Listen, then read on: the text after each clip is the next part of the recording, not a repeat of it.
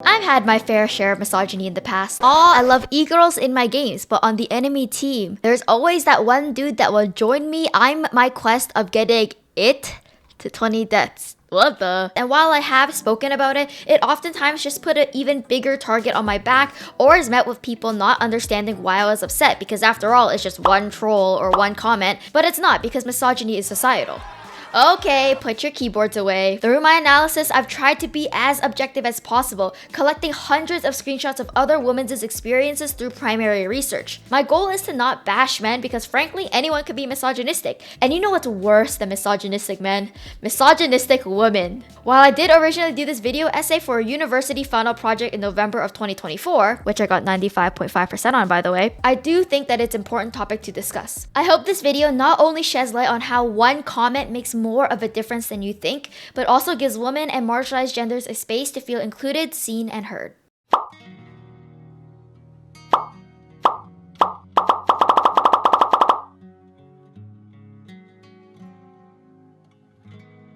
Misogyny in male-dominated fields is not something new, and gaming is no exception. While harassment has been well documented over the internet, there is much more to the issue than blatant sexism on the surface, to the point where it affects women's overall experience, careers in esports, and impacts the community of gaming as a whole, resulting from societal barriers and patriarchal oppression. Despite ongoing conversations about the issue, many are still unaware of the full extent, history, and implications of misogyny in gaming.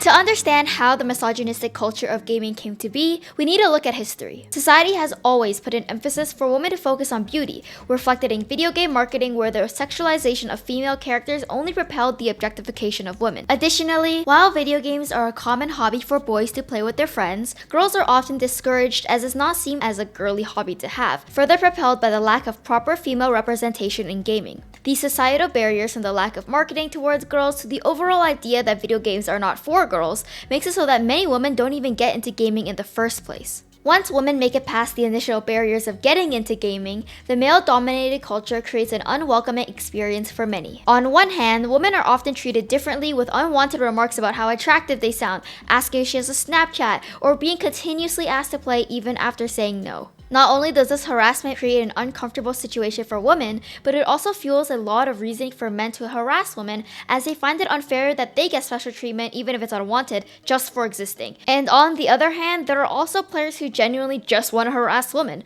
often with threats, sexist remarks, or purposely throwing the game because they have a woman on the team. It creates an experience where every game seems to be a gamble, to the point where many women alter their experience in fear of being identified as a girl, including not using feminine sounding names or not using voice communications to avoid harassment. However, even when women do speak up about this issue, their concerns are often dismissed. When something happens in game, people are so quick to say just mute the harasser, and while that creates a temporary fix, it does not solve the root of the issue, as not only does the woman have to deal with the threat of encountering players like that in the next game, but the person doing the harassing is likely gonna continue doing it to others as well. Many also excuse misogyny as just being toxicity, something that all players will experience, without realizing that it's more than just trash talking but a societal rooted problem. Furthermore, as seen even in instances outside of gaming, women are often labeled as too emotional or too soft, and therefore don't belong in the gaming community if they can't handle it. All of these common rebuttals to women speaking about misogyny in gaming not only invalidates the issue and propels sexist stereotypes,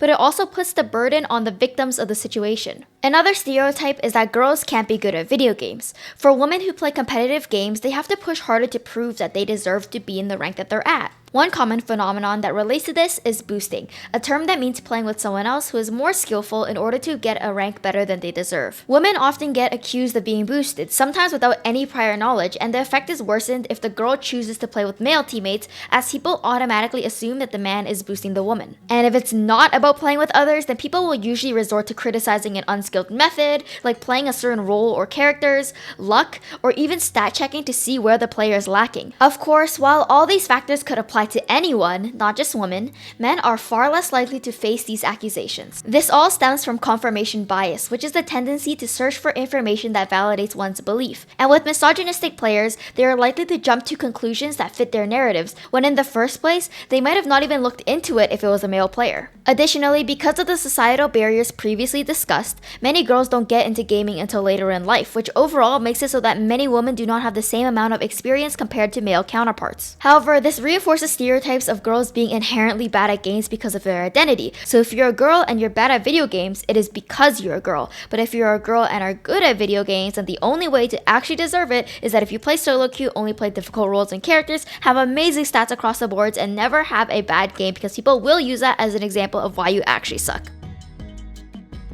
The competitive scene in video games feeds off many stereotypes and experiences from casual players, but it only becomes more intensified. The argument that women can't be good at video games is often supported by showing that almost every professional esports player is a man, with close to no representation of women or marginalized genders.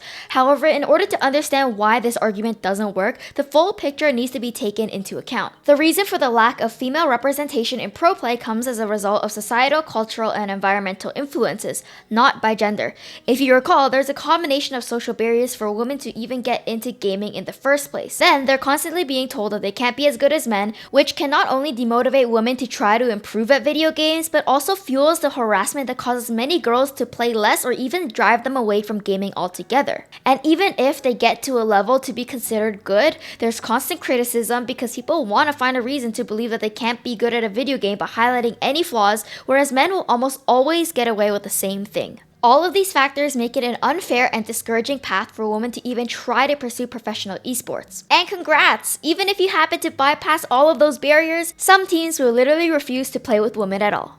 With already a smaller percentage of women playing competitive video games in the first place, all of these obstacles make it so women in pro scenes are scarce. However, people take this at face value that it must mean there's some significant biological differences when there aren't, but rather is caused by misogynistic social, cultural, and environmental factors. If you want to learn more about the whole women being bad at video games thing, I recommend you check out this video from Snowball that I'll link in the description. He explains it way better than I do, so watch that video when you're done this one. It is a clear-cut example of correlation not being causation, but this statistic only feeds into a never-ending loop of misogynistic stereotypes with data caused by misogynistic factors.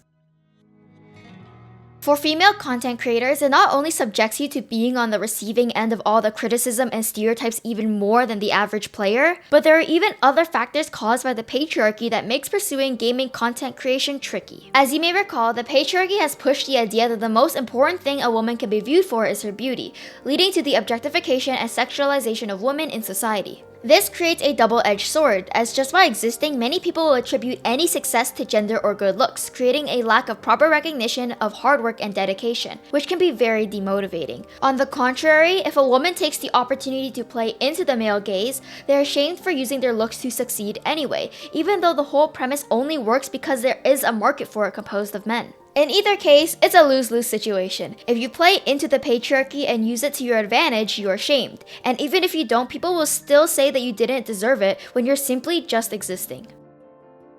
Looking at misogyny in gaming often incorporates having to look at misogyny as a whole, which is complicated as it is in many ways. Especially in gaming, although many understand the surface level instances of harassment creating a negative experience for women, much of misogyny is internalized and ingrained into the culture, where people do not realize that what they do or say is also a part of the problem. By highlighting the different experiences of casual players, competitive players, and content creators, and how they all intersect and affect one another, hopefully it provides a better understanding of the bigger picture around misogyny in gaming.